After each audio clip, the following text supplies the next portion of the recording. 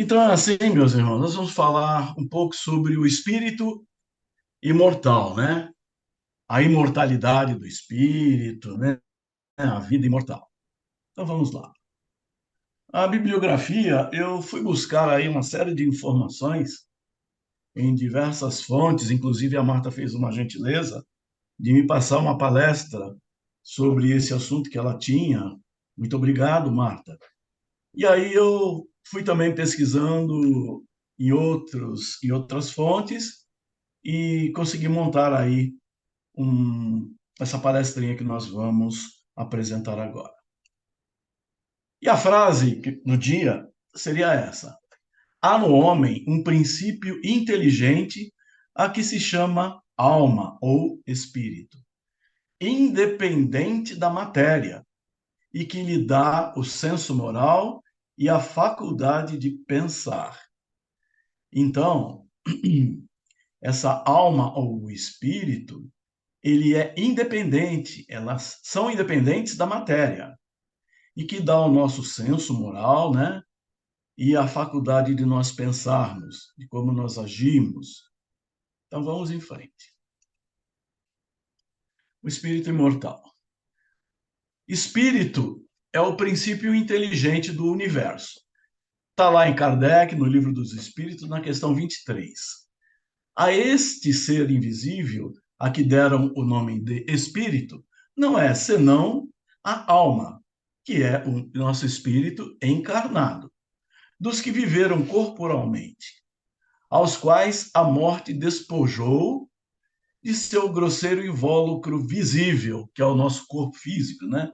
Deixando-lhes apenas um envoltório etéreo, invisível, no seu estado normal. Então, o espírito, ele é invisível à nossa visão, né? A essa nossa visão física, certo? Mas ele está presente na nossa encarnação. Isso está lá no livro dos Médiuns, né? A primeira parte, capítulo 2, item 9. A imortalidade da alma é um dos princípios básicos da doutrina espírita, que nos diz que o espírito sobrevive à morte física, que somos imortais, que o espírito é eterno, que o que morre é apenas o nosso corpo físico, né? Por quê? Porque o nosso corpo físico ele vai cansando, ele vai se deteriorando, né? Então, com o passar dos anos, com a ação dos tempos, né? Ele vai se gastando, vai se desgastando, cansando, e o que vai é o corpo físico. Então, quando nós vamos lá no cemitério, e nós, como fizemos agora aí, esses dias atrás, em finados, nós estamos ali só fazendo uma homenagem ao local aonde esse corpo físico foi sepultado, tá? Mas a nossa alma, ela continua, né? Ela é imortal. A história mais repetida e, estranhamente, a mais ignorada do mundo é a da continuidade da vida após a morte. Os espíritos, quando não se encontram encarnados, né, acham-se no mundo espiritual, em estado de erraticidade, né? Então, o que seria isso? Erraticidade é a propriedade daquilo que é errático ou errante. Significa que muda de lugar intermitentemente, periodicamente. Ou seja, estão aguardando sempre uma nova oportunidade de uma vida corporal, ou seja, a nova oportunidade de uma reencarnação. Então, numa imagem simplista, imagina-se a criatura humana ser apenas o conjunto biológico do corpo humano. Essa é uma ideia muito simplista, né? Que a criatura humana seja só um conjunto biológico, né? Um amontoado de células funcionando, se interagindo e tal. Não é só isso. Em virtude desse grande equívoco, apega-se com demasia aos prazeres materiais, de todas as ordens, em prejuízo da real natureza do próprio ser. Então, todos aqueles que pensam que a vida é a pura e exclusiva existência desse corpo físico, se tornam uma pessoa muito materialista, porque acaba querendo vivenciar tudo que é possível enquanto o corpo está, esse corpo físico, ele está ativo. Dos excessos cometidos, do apego exagerado à vida material e do desprestígio aos valores essenciais da existência, surgem as enfermidades físicas, psicológicas e morais, com prejuízos evidentes para si mesmo e para a sociedade. Os problemas da atualidade nada mais são do que consequência desse falso entendimento, né? O nosso evangelho lá não diz assim, para que nós, o Jesus diz para nós, para a gente tomar conta das coisas da terra, mas não esquecer os valores do céu, né? Então, o materialismo pensa muito em toda essa parafernália de coisas físicas que nos rodeiam, né? Então, imaginando-se ser exclusivamente o corpo, há uma busca desenfreada para aproveitar o momento que passa, sem importar-se com os meios que utiliza para a obtenção daquilo que imagina ser o prazer maior da vida. Bens, né? E aí surge o consumismo, a valorização das aparências e, claro, que o estremecimento da fraternidade nas relações humanas. Justamente pela preponderância do orgulho e do egoísmo, que ainda caracteriza a grande maioria dos habitantes do planeta. Aqueles que acham que a vida ela só se restringe, né, ao berço e ao caixão. Na verdade, não somos o corpo, nós estamos nele, né?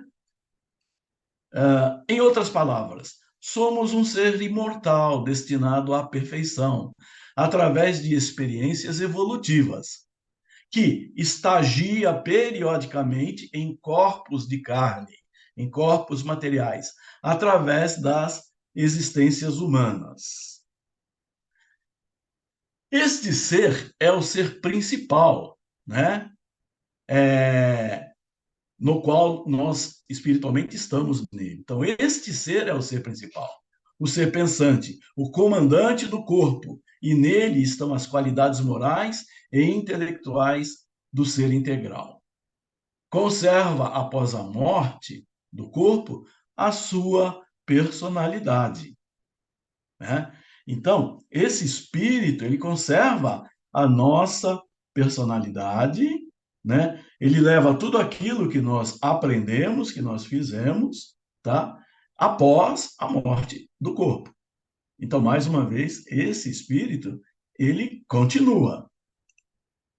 Assevera, então, esse médium Raul Teixeira. É fácil compreender o estado íntimo de revolta ou de desesperança de todo aquele que crê que o afastamento definitivo do corpo vivido pelo espírito determina o seu desaparecimento para sempre, na sua condição espiritual. É como se Deus, após as experiências evolutivas que nos fez vivenciar pelos milênios afora, resolvesse desmantelar, resolvesse desmontar a própria criação sua, atirando-a nos torturantes turbilhões do não ser. Veja só como Raul Teixeira ele enfoca, né, essa questão. Por quê? Seria impossível, numa existência, a gente conseguir a evolução toda que nós precisamos para nos aperfeiçoarmos, né? Então, de milênios e milênios de anos, através das reencarnações, os espíritos vêm se evoluindo gradativamente, né? E Deus não desmontaria esse processo restringindo somente a essa vida material da qual nós estamos acostumados a ver, né? Nada mais sem nexo, sem lógica e sem nenhum sentido para o raciocínio humano com alguma lucidez. Então, para quem pensa um pouquinho, estuda e analisa, vai ver que nós não podemos estar restritos a essa passagem pela Terra, né? Nesta encarnação. Houveram outras anteriores e haverão as vindouras, né?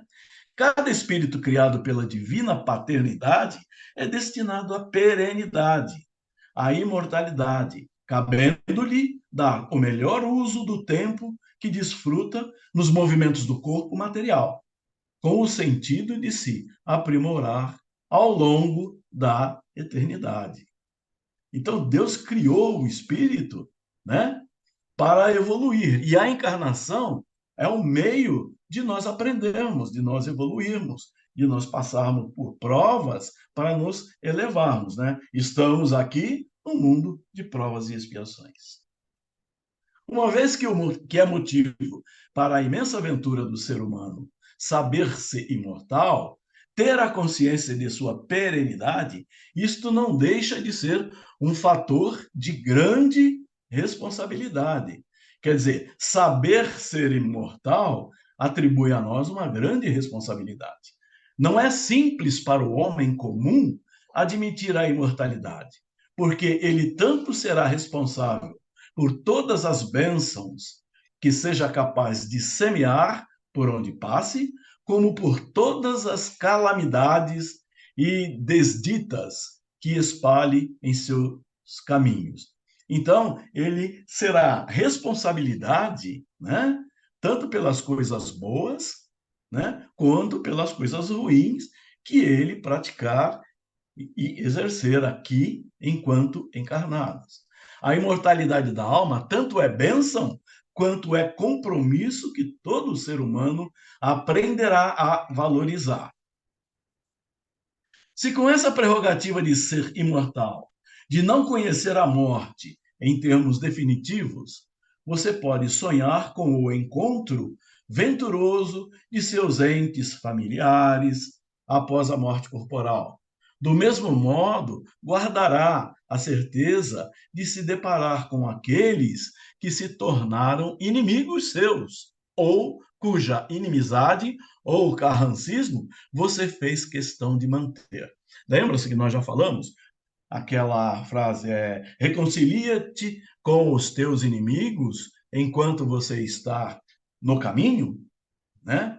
Então, tanta prerrogativa de rever entes queridos, né? Espíritos afins com quem nos relacionamos bem, mas também tem a possibilidade de encontrar esses desafetos, tá? E tudo isso é para um processo evolutivo. Então, a imortalidade da alma, ela nos permite essa situação. Então, a mesma imortalidade espiritual que fala de libertação e de alegria nos campos do além, traz então igualmente os conceitos de remorso, de culpa, de frustração e de tristeza, daquelas coisas erradas que nós fizemos e não quisemos consertá-las enquanto encarnados, né?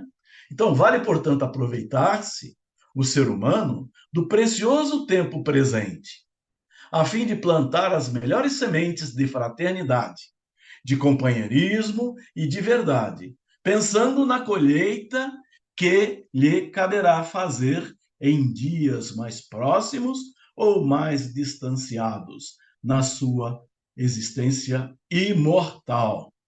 Então, voltamos àquele ditado, né? Aqui se planta, aqui se colhe, tá? A semeadura não é obrigatória, mas a colheita é imprescindível. Como é importante desenvolver a consciência dos nossos valores imorredouros ao longo da vida corporal, certos de que o fato de sair do corpo físico pela desencarnação não faz ninguém deixar o grande estuário, né? Que seria assim, tudo que aprendemos da vida, que é dádiva de Deus, para mergulhar no nada. né? Então, o que se passa é que no corpo ou fora dele, todos continuamos a viver, considerando que a vida da alma tem o caráter da imortalidade. Tanto você mesmo quanto os seus amores, os seus amigos e os seus inimigos usufruirão desse recurso oferecido pela divindade, para que jamais conheçam a inércia da morte. Nem estando no corpo físico, reencarnado, e nem em seus movimentos de espírito liberto pelas dimensões do mundo dos espíritos, tá? Então, todos nós, mesmo diante de todos os nossos amores, né, e dos nossos inimigos, Deus oferece a oportunidade da vida imortal para todos. Por quê? É para que haja a evolução espiritual, o crescimento. A imortalidade, então, é fundamental para isso, tá? Isso é uma psicografia do Raul Teixeira, pelo espírito Benedita Maria, que era sua mãe. Daí a importância de se perceber a transitoriedade da vida física e priorizar os assuntos que digam respeito à alma imortal, né? Aquela frase que diz, né? Vamos cuidar das coisas do céu e desapegar das coisas da terra, das coisas materiais. É de nosso próprio interesse, então, o contínuo aperfeiçoamento moral, o aprimoramento intelectual, porque esses jamais se perdem. Ao invés da ilusão de acharmos que os valores materiais e os prazeres da vida física é que são os verdadeiros, né? Lembramos daquela frase, né? Caixão não tem gaveta, né? O que nós construirmos aqui, fisicamente, nós não vamos levar.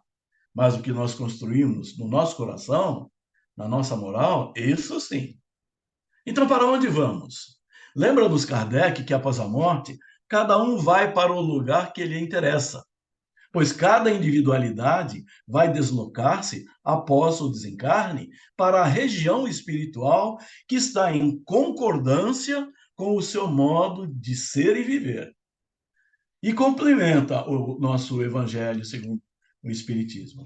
Enquanto uns não podem afastar-se do meio em que viveram, outros se elevam e percorrem o espaço, né? Alguns ficam muito presos às coisas da terra, né? Enquanto certos espíritos culpados erram também nas trevas, né? Os felizes gozam de uma luz resplandecente. No Evangelho, capítulo 3, ele dá esse enfoque, ó. Conforme se ache, né, no caso o espírito, mais ou menos depurado, refinado e desprendido dos laços materiais, variarão ao infinito o meio em que ele se encontre. O aspecto das coisas, as sensações que experimente e as percepções que tenha. Então, quanto mais evoluído, purificado e depurado o espírito, né, na após a morte, né, ele vai com maior facilidade encontrar esses aspectos das sensações boas, experiências e das percepções que ele tenha vivido. Então, de forma didática, podemos sistematizar as opções do homem após a morte física em três situações, pois deveremos retornar à pátria espiritual e temos que conhecer para onde vamos, pelo menos é o que diz, né, os nossos estudos. Continuar vivendo na crosta, como é que seria isso, né, depois do desencarne? Espíritos excessivamente apegados à vida física e que não conseguem assumir a sua condição de desencarnados, continuando a viver nos locais onde se habituaram, às vezes às vezes sem ao menos darem-se conta de que já não mais pertencem ao mundo material. Então, eles ficam rondando o planeta Terra, excessivamente apegados à vida física, né? Outros deslocam-se para certas regiões chamadas de umbral, né? Que eu acho que todo mundo aí, para usar um termo comum a todos, né? Que é uma região espiritual que começa na crosta terrestre, na qual se concentra tudo o que não tem a finalidade para a vida superior, né? Local de padecimentos inenarráveis, destinado a espíritos que tenham cometido crimes contra as leis divinas. Muitos espíritos, após o desencarne, são levados por uma força magnética automática ou por entidades do próprio mal para uma das regiões umbralinas e lá permanecerão até que o arrependimento e a vontade de reparar o passado modifiquem a sua psicoesfera pessoal, né? Então vai para um local com toda essa doença, vamos dizer assim, para que sejam tratados. Recolhimento a uma colônia espiritual é uma das outras formas, né? Onde deverão integrar-se à vida extrafísica. Nós já vimos falar do nosso lar, da Mansão da Paz, né?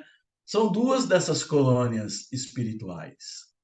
Mas existem também os chamados postos de socorro, que funcionam como bastiões avançados, numa incessante busca de novos espíritos que tenham logrado reunir condições para acessar novas paragens, mais evoluídas vibracionalmente, né? Então, são as colônias onde você vai fazer, continuar fazendo o seu refinamento.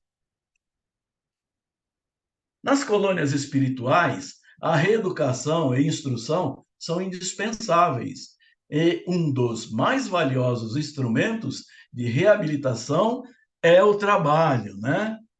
Usado como terapia ocupacional, Um minuto, né? Jorge, um minutinho. Ah, obrigado, Marta.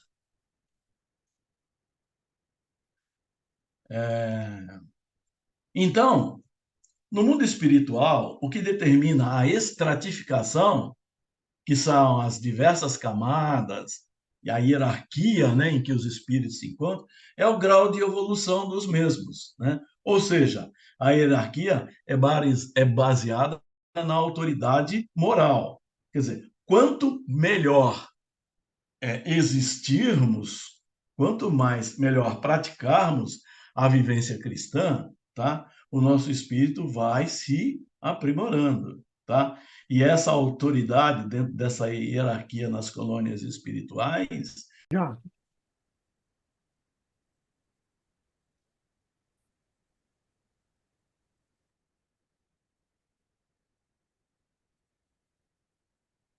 Então, eu acho que eu estava falando da última frase aí, quando caiu. Então, no mundo espiritual, o que determina a estratificação, que são as diversas camadas hierárquicas do espírito, é o grau de evolução dos mesmos, né?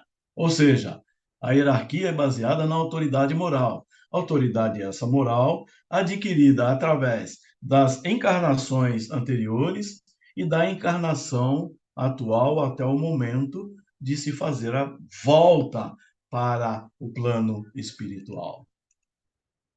Então, a importância social e financeira, como é óbvio, neste caso, não tem nenhuma influência. À medida que o espírito convalescente se interessa pelo serviço à comunidade, dedicando-se a qualquer tarefa, ainda que das mais simples, vai da mesma forma sedimentando a cura, né? Naquelas colônias, né? Nos prontos-socorros espirituais. E assim também é no nosso plano, né? Como comprova-se isso? O Espiritismo prova a imortalidade da alma através das comunicações com os seres já falecidos, através dos nossos médiums, não? Que são as pessoas que têm a faculdade de captar o mundo espiritual. A comunicabilidade dos espíritos, através da mediunidade, prova-se que é possível comunicar com aqueles a quem chamamos de mortos, mas que estão tão vivos como nós. Eles vêm do mundo espiritual comunicar as suas alegrias ou tristezas, de acordo com os seus estados de alma, dando-nos ensinamentos precisos para que não repitamos os mesmos erros cometidos por eles, tendo assim o ensejo de sermos mais felizes. É a espiritualidade nos auxiliando, né? Por isso que nós temos sempre que estar fazendo as nossas ligações com a espiritualidade.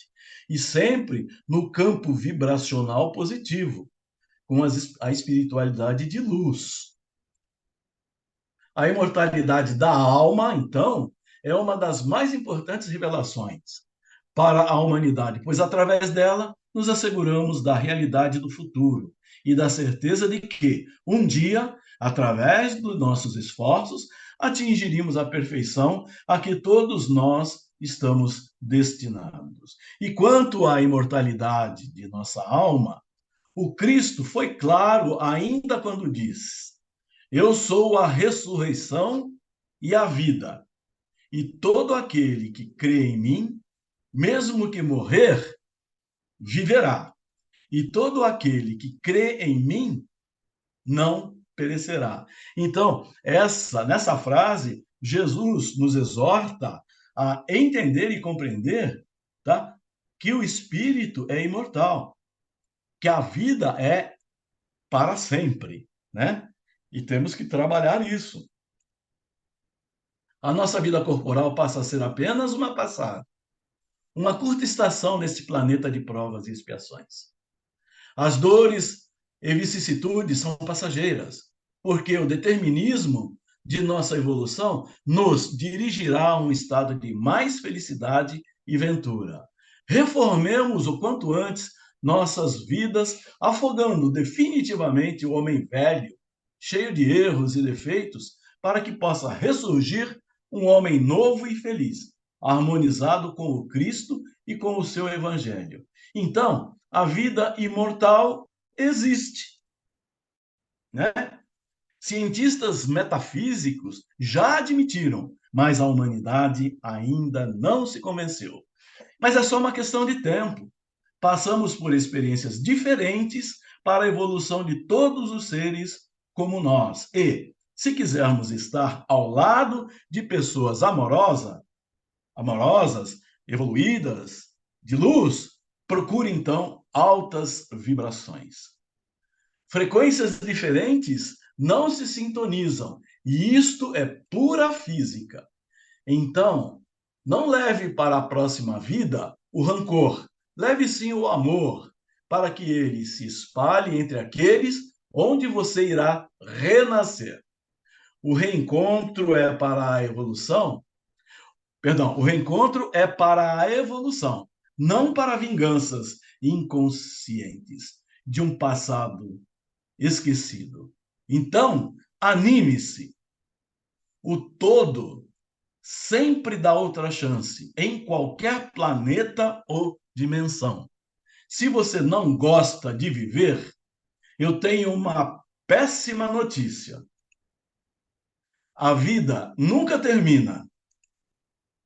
Não há mistérios insondáveis. O que há é desconhecimento.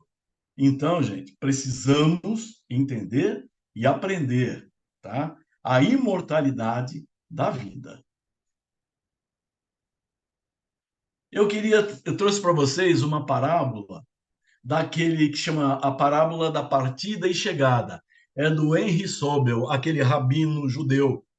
Mas eu acho que ela se encaixa perfeitamente nesse assunto da imortalidade, né? Para que nós possamos começar a compreender. Então, assim, quando observamos da praia um veleiro a afastar-se da costa, navegando mar adentro, impelido pela brisa matinal, estamos diante de um espetáculo de beleza rara, não é verdade? O barco, impulsionado pela força dos ventos, vai ganhando o mar azul e nos parece cada vez menor. Não demora muito e só podemos contemplar um pequeno ponto, branco, na linha remota e indecisa, onde o mar e o céu se encontram. Quem observa o veleiro sumir na linha do horizonte, certamente exclamará: já se foi. Terá sumido? Evaporado? Não, certamente. Apenas o perdemos de vista. O barco continua do mesmo tamanho e com a mesma capacidade que tinha quando estava próximo a nós. Continua tão capaz quanto antes de levar ao porto de destino as cargas recebidas. O veleiro não evaporou, apenas não o podemos mais ver. Mas ele continua o mesmo. E talvez, no exato instante em que alguém diz, já se foi, haverá outras vozes mais além a afirmar, lá vem o veleiro. Assim é a morte. Quando o veleiro parte, levando a preciosa carga de um amor que nos foi caro, e o vemos sumir na linha que separa o visível do invisível, dizemos, já se foi. Terá sumido? Evaporado? Não, certamente. Apenas o perdemos de vista, né? O ser que amamos continua o mesmo. Suas conquistas persistem dentro do mistério divino. Nada se perde a não ser o corpo físico, de que não mais necessita. E é assim que, no mesmo instante em que dizemos, já se foi, no além, outro alguém dirá, já está chegando, de retorno na pátria espiritual. Chegou ao destino, levando consigo as aquisições feitas durante a vida. Então, na vida, cada um leva a sua carga de vícios e virtudes, de afetos e desafetos, até que se resolva por desfazer-se do que julgar desnecessário. A vida é feita de partidas e chegadas, de idas e vindas. Assim, o que para uns parece ser a partida, para outros é a chegada. Assim, um dia, todos nós partimos como seres imortais que somos, todos nós ao encontro daquele que nos criou.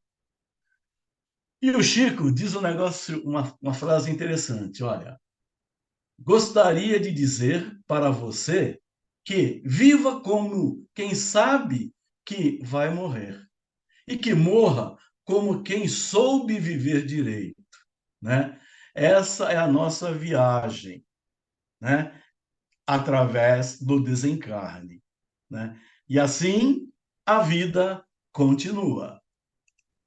E assim, vemos assim que pela lei de Deus, tudo deve ser conquista dos espíritos imortais que somos. Por tudo isso e muito mais, é que precisamos nos aprofundar nos conhecimentos que o Espiritismo proporciona, nas obras fundamentais de Allan Kardec e outros, para podermos aproveitar com mais eficiência esta encarnação, para darmos alguns passos a mais na escala evolutiva. E aí fica assim a pergunta: não é por esta razão que estamos aqui encarnados? Não é para nós evoluirmos?